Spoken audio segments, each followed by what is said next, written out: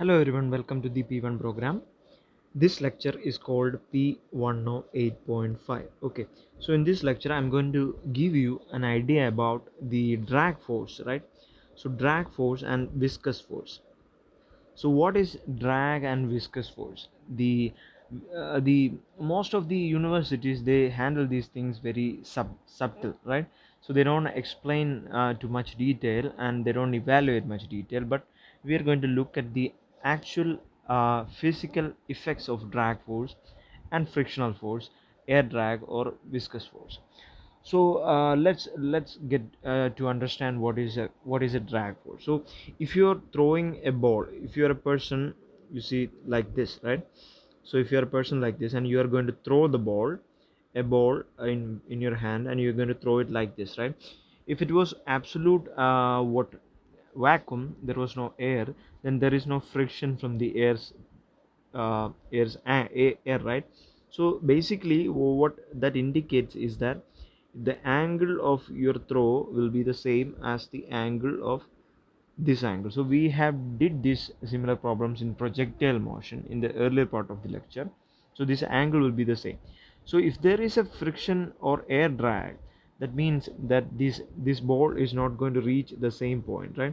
So it's going to be in a different point because the air drag will make it go slower and slower, and it is going to fall down to a different point which is shorter than the actual range of a projectile, right? So this effect is called air drag or drag force, which is acting on that ball. So the basic experimental ideology behind force is that this force, which is F drag, which is equal to, or which is proportional to, the square of the velocity of the ball, and it is proportional to the density of the air, right? So it is also proportional to the surface area or cross sectional area of the ball. Okay, so the cross sectional area of the ball. So we have to now introduce a proportionality constant, and we can call this as FD. F drag must be equal to some C. Here based upon historical data, we are using a constant which is called CD by 2. This is a constant. CD is a constant. Now it says coefficient of air drag, right? So CD by 2, V square density rho times A. Okay, so CD has a peculiar value here. So CD, let's call this equation 1. So this is equation 1, right? So this is equation 1, and CD has a special quality here. So CD for air, right? So CD for a sphere, it's based upon the shape of the object. CD will always depend on the shape of the object. So CD for a sphere is around 0.47 in the air, in the atmosphere. So for a cube, it is based upon, it doesn't matter where it is, if it is in a fluid or in a liquid or in honey or anywhere, the CD will depend upon the shape of the object. Okay, remember that. So CD for sphere is 0.47. For something called a cube, right? A cube CD is around 1.05, so it's much higher for a cube, right? So a cube will fall much shorter, right? Much shorter than what a sphere. Okay, so that's the basic understanding of the idea of CD. So coefficient of drag, so CD for a cylinder is around 0.82. Okay, so for cylinder, so all that in place. Okay, understanding of the coefficient of drag. Now viscosity is somewhat different, right? Viscosity comes in when you have a smaller velocity. Okay, effectively smaller velocity. You have a piece of glass, a glass container, and there is honey in it, right? So there is honey inside this glass container. Okay, so if you drop a metal ball down onto this thing, right, this ball is going to go through this honey with some velocity, and this velocity will be much shorter, much smaller than a velocity of a ball which is free falling in air, right? So the frictional force or drag force inside this container of liquid is much higher than that of air. So there is some factor. This force is actually called viscous force. It is different because viscous force is different because it the dependence of air drag, right? The basic dependence of air drag is very much different, right? So why is it different is because air drag or force of drag is usually uh, a combination of F air drag component plus F viscosity component, right? So it is a combination of drag force and viscous force. So what's the difference is that this component accommodates the pressure component, right? So this component, the frictional component, okay, this component accommodates for the friction, and this component is there for the pressure of the liquid. So when the object is going to start moving faster and faster, this component is going to disappear and this component is going to take over. Okay, so the drag component takes over. Okay, so remember that. So what is the viscous component? Okay, there is some law called the Stokes law. Okay, so there is a definite law called the Stokes law. Stokes law states that, so Stokes law, so Stokes' law states that F viscous, right, viscous force must be proportional to what? The velocity. The velocity, and it must be proportional to the radius of the falling object, right? So this is, earlier it was proportional to v square, now it's proportional to v. Okay, so you can see the difference. And earlier there was density and air, right? So air drag was actually a pressure component. Sorry, this I made a mistake here. So this is actually the pressure component. Okay, so this is not the case. This is the pressure component and this is the frictional component. Okay, okay, that's a mistake, a human mistake I made. I'm sorry about that. Anyways, the here we have the density component. That means it's closely related with the pressure, right? So density and area is there. Here we have the radius. So it's actually the area, surface area and all that. So how much friction it has, right?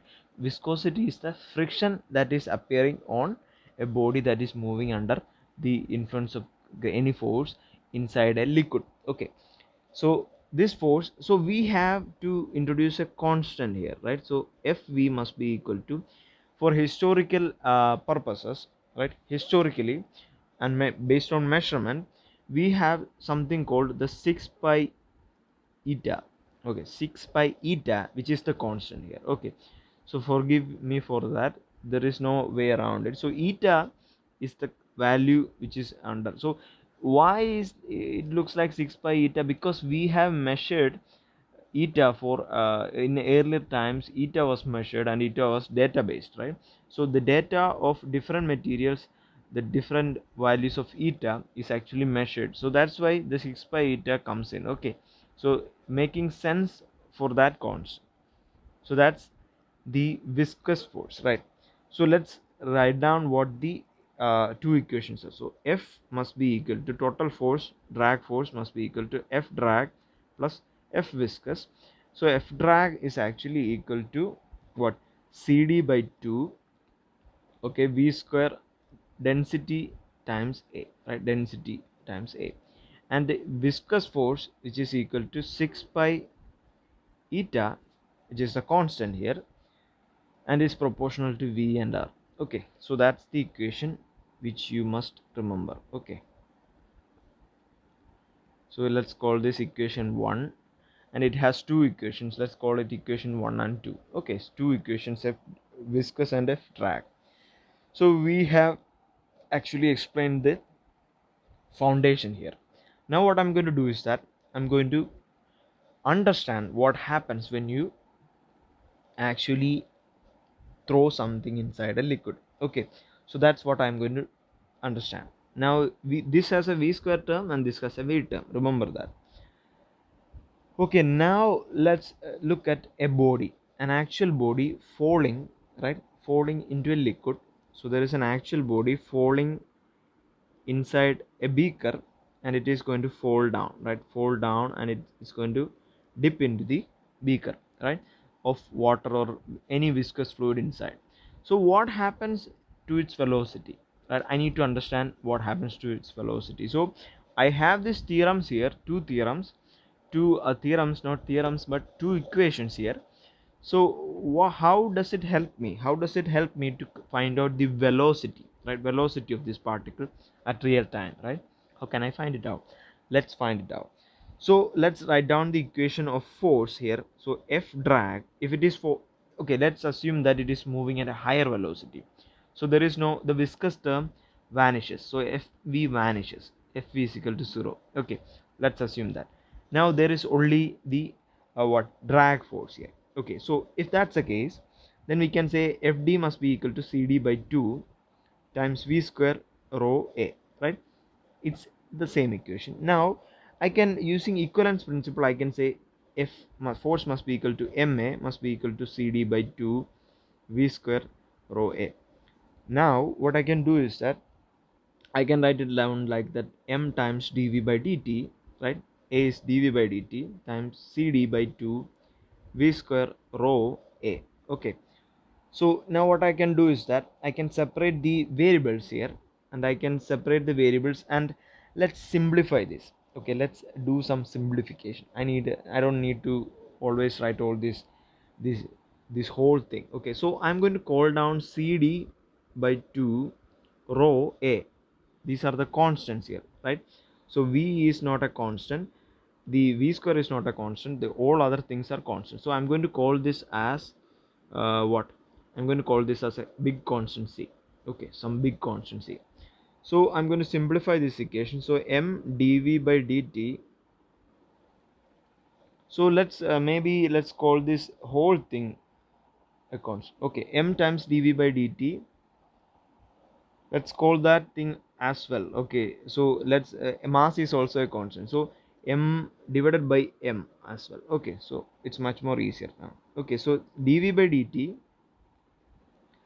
so dv by dt is, has now become some c, a big constant, times v square. Okay, so we have simplified that. Let's find out what the velocity. So velocity for something falling, falling with some initial velocity v0, right? The initial velocity was v0. As it enters into this beaker, the velocity is going to decrease or whatever.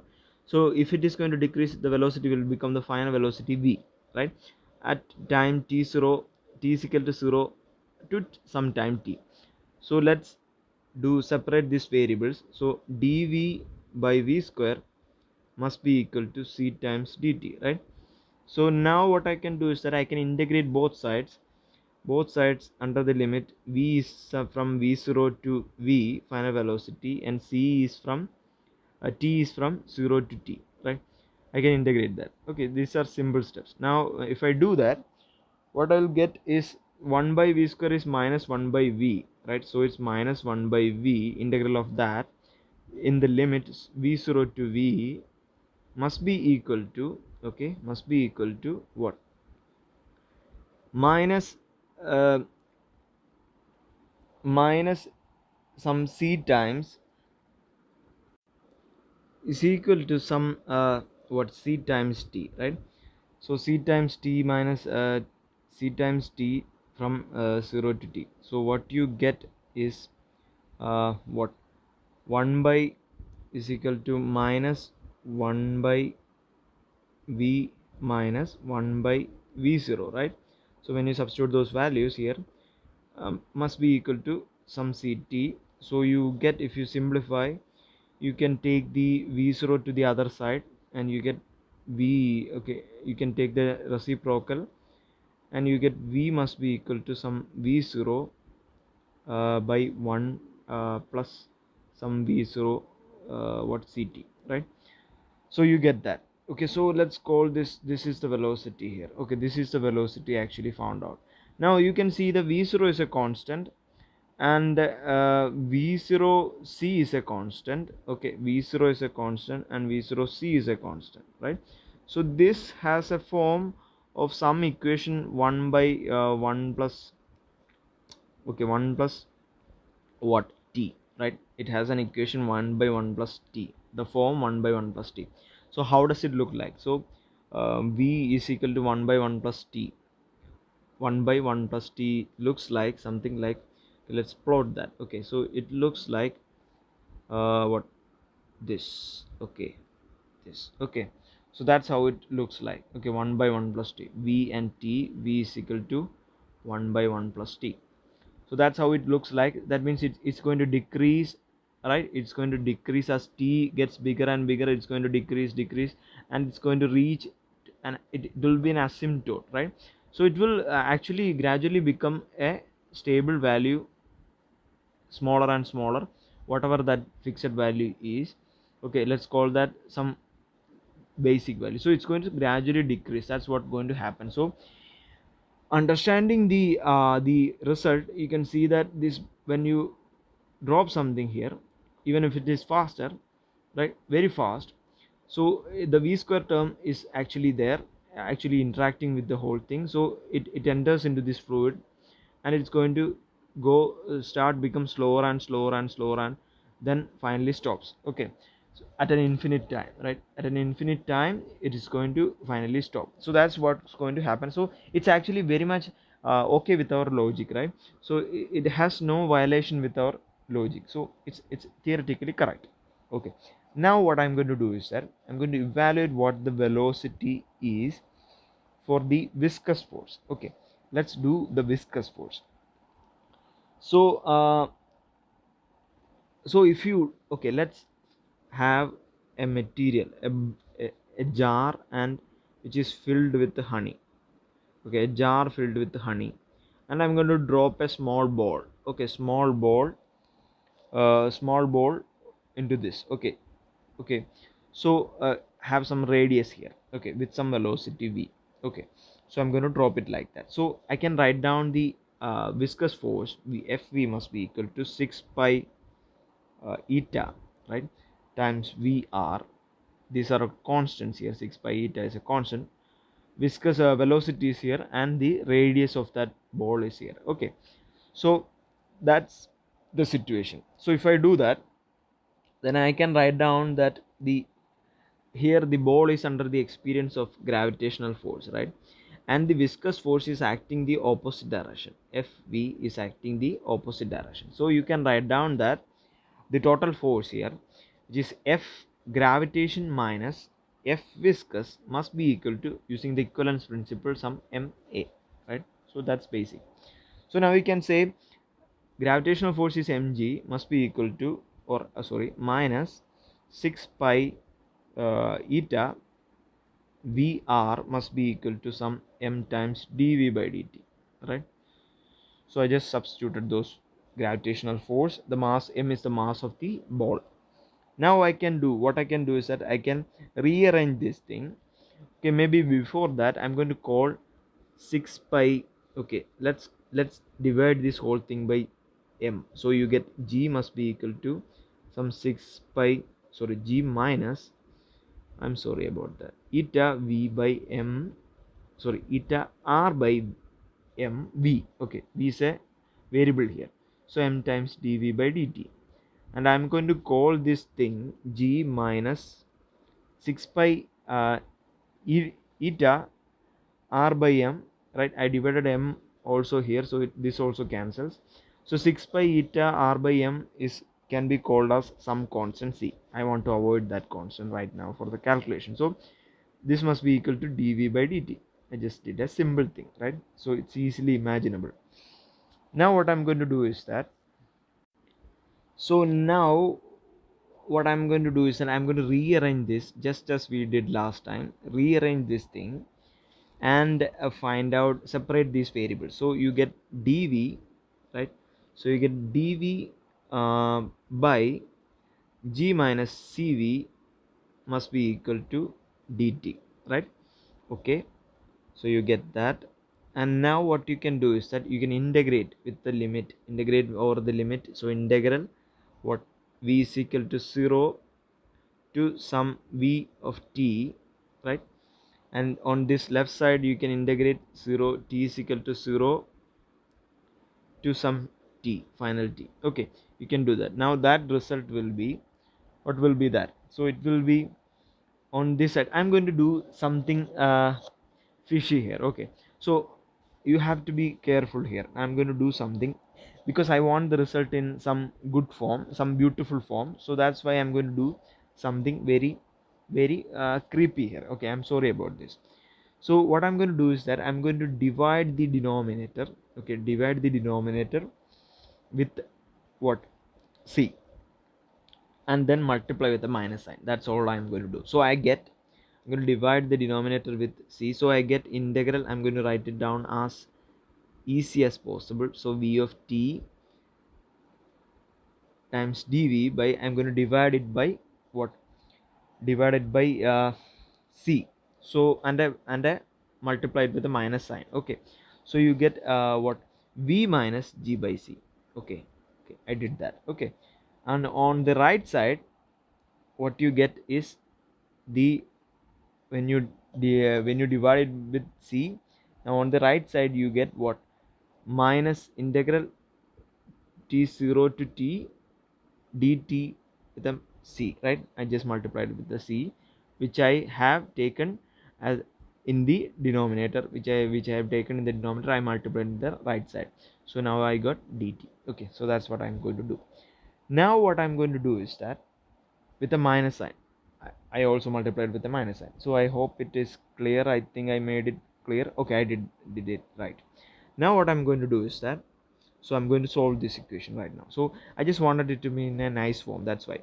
So 1 by v minus gc is of the form 1 by x. So 1 by x is log x. So you get log of v minus g by c, right, within the limit 0 to v must be equal to minus c t within the limit 0 to t.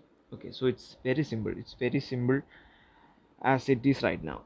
Now what I'm going to do is that I'm going to substitute those values, evaluate those values. So you get log v minus g by c will look like what, log v minus g by c. When I substitute v here, right, for v you get log v minus g by c.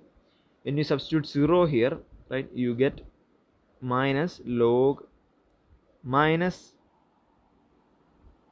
g by c, right? So minus, okay, sorry about that. So minus g by c, right? Okay, I just substitute those values of definite integrals, and on the right side you get minus ct, right? Okay, it's very simple now. So this can be written as log v minus g by c by minus g by c. Okay, you can write it down like that. So that will be equal to minus ct. Okay, it's very simple. Log a minus log b is log a by b. That's the principle I used. Now what I can do is that I can exponentiate the both sides, right? So I can take the exponential of both sides. So I get what, so you get the log will disappear and you get, okay, v minus g by c by minus g by c must be equal to minus ct, right? So that's what you get when you when you take out the when you take the exponential. Okay, sorry, e raised to minus ct. Okay, what am I thinking? Okay, sorry. So e raised to minus ct. Okay, so that's what you get. Okay, now this has become much more simpler now. So you can write down that v minus what, g by c minus g by c is equal to minus g by c e raised to minus ct, right? So it has become much more simpler now.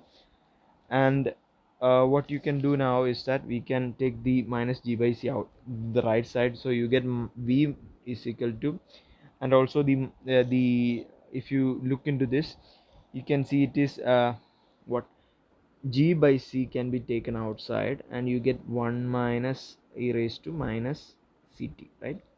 Okay, and you take it to the right side. Now what I'm going to do is that, let's call this equation what 4, or I guess 4, I guess. Okay, so let's call this equation 4. Now what I can do is that I can substitute the values of C. Okay, what was C? So C, what was this complicated thing? So I called C, what was C? C was 6 pi n eta r by m. Okay, that was C. So I'm going to substitute that value of C in here, and you get V must be equal to 6 pi eta r by m, right? So it's gm by 6 pi eta r times 1 minus e raised to minus the same thing, 6 pi eta r by m times t. So that will be the velocity. So the velocity of the ball inside the liquid viscous, under the influence of viscous force, when it is moving in a smaller velocity under the viscous force in the frictional part. So that this is the equation for the velocity. Let's call this equation 4. Okay, this is equation 4. These two are the same equation, so it's, let's call it 4.1 and 4.2. Okay, for reference if you want, 4.1 and 4.2. So that's the velocity. Now let's plot it, right? Let's see what it looks like. So this equation, if you look closely, okay, this whole thing, whole mess, let's clear those mess. If you look at this, so it looks like some V must be equal to some constant times 1 minus e raised to some constant times t, or you can say it is of the form what V must be equal to some 1 minus e raised to what e raised to t, right? E raised to minus t, right? It was minus sign. Okay, minus t. Okay, that's very important. So some minus t. So this is the form of this equation, right? So this is an exponential function which is decreasing exponential function, but it is increasing because there is a 1 minus of e raised to minus t, right? So this was e raised to minus, e raised to x is increasing, e raised to minus x is decreasing, 1 minus e raised to minus x must be increasing. So let's plot it. Let's plot, and how, let's see how beautiful it looks like. So if you plot it over v and t, right? V and t, v must be equal to some 1 minus e raised to minus t. Looks like it goes up to some infinite, some value, right? Some fixed value, and then it asymptotically reaches that value, right? So this is slowly going to, this velocity is called terminal velocity, vt, right? So what is going to happen is that, okay, this is the plot here. So what is going to happen is that when you insert this thing into a beaker, so this thing is actually going to start off with a higher, smaller velocity. So when you first pull this ball, okay, understanding this part is much more critical. So just keep your focus, right? So if you put it in a piece, in a jar of honey, then first of all it's going to stop. Okay, first of all it's going to stop because it is 0 here. Okay, so it's going to stop immediately, and then starts to merge into this liquid, and then increase its velocity slowly, and then get to a velocity v of t, which is terminal velocity. So maximum velocity, right? So this is the maximum velocity here, this part, and then it's going to remain in the same velocity and moves down to the ground. Okay, this is something that is absolutely unintuitive and non-predictable. You cannot imagine this happening, right? So if you look at this actually happening, if you try this out, you will see the exact same thing happening. So we have mathematically found out what's happening. Okay, that's a very big thing if you don't realize it. So that's v terminal here. Now, so let's write down the equation of v terminal. Okay, and let's find out something much more interesting. So v must be equal to some mg by 6 pi eta r times 1 minus e raised to minus 6 pi eta r by m, right? That was the constant, times t. Okay, that's the equation.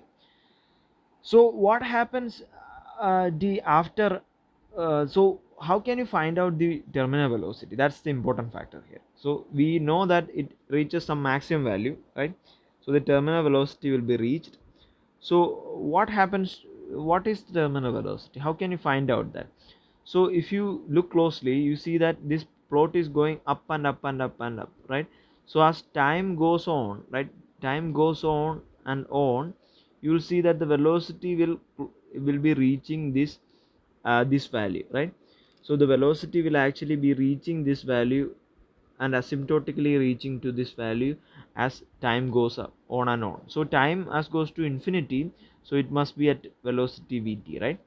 So that in principle. So what we need to do is here is that we can put time as infinity. So let's put out time as infinity. So if you put t is equal to infinity, you get v of velocity, terminal velocity vt. So that must be equal to some mg by 6 pi eta r times 1 minus e raised to minus infinity. So what is e raised to minus infinity? E raised to minus infinity is just 0. So e raised to minus infinity, everything else vanishes. Okay, so that is just 0. So you get vt, terminal velocity, is equal to some mg by 6 pi eta r, right? So that's terminal velocity. Very easy, right? Very easy, very elegant, and very useful, right? So now you, if you don't know the mass of the object that you are putting inside the beaker, right, on the viscous fluid, so what will you do? What, how do you know the if you know the density? Let's rewrite it this in terms of density. So mass will be some density times volume, right? So mass by volume is density, so mass is some density times volume. So mass, if it is a spherical ball, if you are putting a spherical ball, then mass must be equal to some what, density times volume is 4 by 3, what, 4 by 3 pi r cube, right? So 4 by 3 pi r cube, right? R cube. Okay, so let's substitute that back into this equation. M is equal to rho times 4 by 3 pi r cube. So v of t will become some uh, m will be some rho times 4 by 3 pi r cube times g, right, by 6 pi eta times r, right? So this thing cancels and you get what, 2 by 9, right? 2 by 9 rho r square g by, yeah, rho r square g, pi and pi also cancels, so rho r square g by eta, right, eta. Okay, so that's the terminal velocity of anything. So you can find out the terminal velocity with this equation. So this is very important equation. This is vt, general equation for vt, right, terminal velocity. Now what you can do is that we can also find out the distance travel. So the distance travel will be some integral of 0 to t v dt, right? So we have done this so many times. So integral of velocity, the area under the curve of velocity graph, is the distance or displacement travel, right? So the displacement, they're both the same since it's going down straightwards, right? So displacement is like that. So what we can substitute the values, let's for air drag, right? Let for air drag, right? So v for air drag was what, for air drag was v was equal to some, if you look back at the equation, what, one equation 1 or something like that. So let's look back, we have done a long way, we have gone a long way. Anyways, let's look back and see what the equation of air drag was, right? This was not it. Okay, air drag was what, the equation was like, okay, v is equal to some g by c, right? G by c times equation 4, g by c times 1 minus e raised to minus ct, right? So that was the equation. So let's use that equation and find out how much distance it goes, right? So how much distance it goes. So it will be integral, okay, integral 0 to t v times dt, which is g by c times 1 minus e raised to minus ct dt, right? So now you can write down the constants if you want, but before that let's do something. So let's integrate and you will get g by c times t under the limit 0 to t, and then on the other thing is minus g by c times e raised to minus ct by minus c, right? Minus c, right? So that's what you are going to get under the limit 0 to t. Okay, I just integrated it. So you get g by c t minus 0 minus g by c, and you get g by c square, right? G by c square e raised to minus ct, right? E raised to 0 is just 1, so you get minus another minus and minus plus, right? So there is a minus as well, so you get minus g by c square. Okay, so that's what you get. You can do this, it's very simple. So g by ct, I'm going to write down, take the c square outside, and you get e raised to minus ct minus 1. So that's the distance travel. Okay, that's the distance travel. So everything can be found out, right? It's not complicated. It's everything can be found out if you follow the physics. Okay, what we have done is just write down the equation and solve it. Okay, this is a very good example of how to solve problems as well. So I hope you guys enjoyed this. This is very good. We have found out the terminal velocity, we have found out the what the distance traveled by this, we have found out how much velocity it will have in both cases, and we have found out a lot. Okay, so I hope you guys enjoyed it, and all the very best for you guys. Okay, thank you for watching. Please subscribe.